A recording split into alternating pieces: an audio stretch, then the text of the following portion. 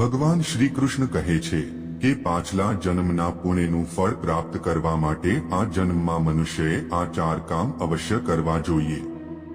આજના આધુનિક યુગમાં મનુષ્યના જીવનમાંથી સુખ શાંતિ ગાયબ થઈ ગઈ છે।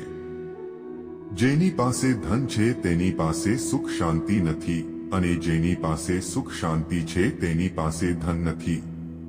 પરંતુ આપણા પ્રાચીન ગ્રંથોમાં અમુક એવા ઉપાય જણાવવામાં આવેલ છે જેને કરવાથી વ્યક્તિને જીવનમાં ધનની સાથે સુખ શાંતિ પણ પ્રાપ્ત થાય છે। શ્રી કૃષ્ણ કહે છે કે પૂર્વ જન્મના કર્મોને પ્રારબ્ધ કહેવામાં આવે છે અને આ જન્મના કર્મને પુરુષાર્થ કહેવામાં આવે છે।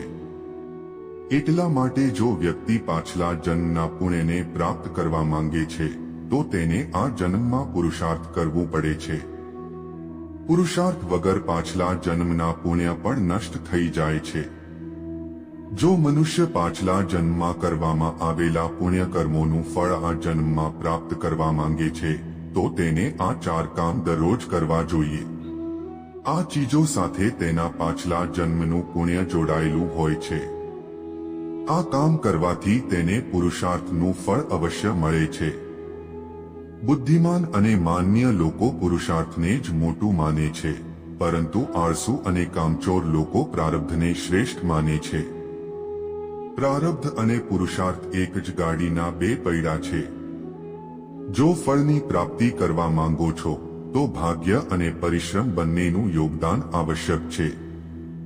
અમુક લોકો તેની ઉપર ધ્યાન આપતા નથી અને દિવસ રાત મહેનત કરવા છતાં પણ તેમને પોતાના કર્મોનું ફળ મળતું નથી। એટલા માટે આજે અમે તમને અમુક એવા ઉપાય વિશે જણાવીશું જે તમારા પાછલા જન્મના પુણ્ય કર્મોનું ફળ તમને આ જન્મમાં અપાવી શકે છે। પીપળાનું વૃક્ષ સેંકડો વર્ષ સુધી રહે છે। તે હિન્દુ ધર્મમાં સૌથી પવિત્ર વૃક્ષોમાંથી એક માનવામાં આવે છે। પીપળાના વૃક્ષની પૂજા કરવાથી મનુષ્યને પાછલા જન્મના કર્મોનું ફળ પણ પ્રાપ્ત થાય છે।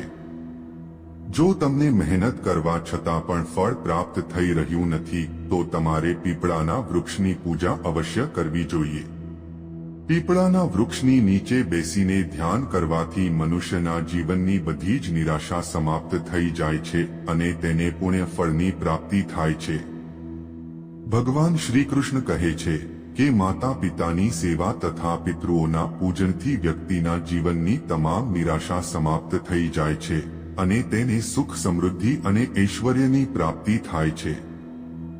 જો મનુષ્ય પુરુષાર્થ કરવાની સાથોસાથ પોતાના માતા પિતાની નિત્ય સેવા કરે છે અને તેમના નિત્ય આશીર્વાદ પ્રાપ્ત કરે છે તો તેને તેના પૂર્વ જન્મનું ફળ આ જન્મમાં અવશ્ય પ્રાપ્ત થાય છે।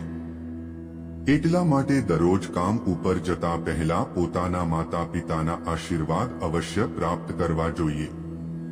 ઘણા બધા સંસાર બન્યા અને નષ્ટ પણ થયા, પરંતુ સૂર્યદેવ નિરંતર આકાશમાં બિરાજમાન રહે છે।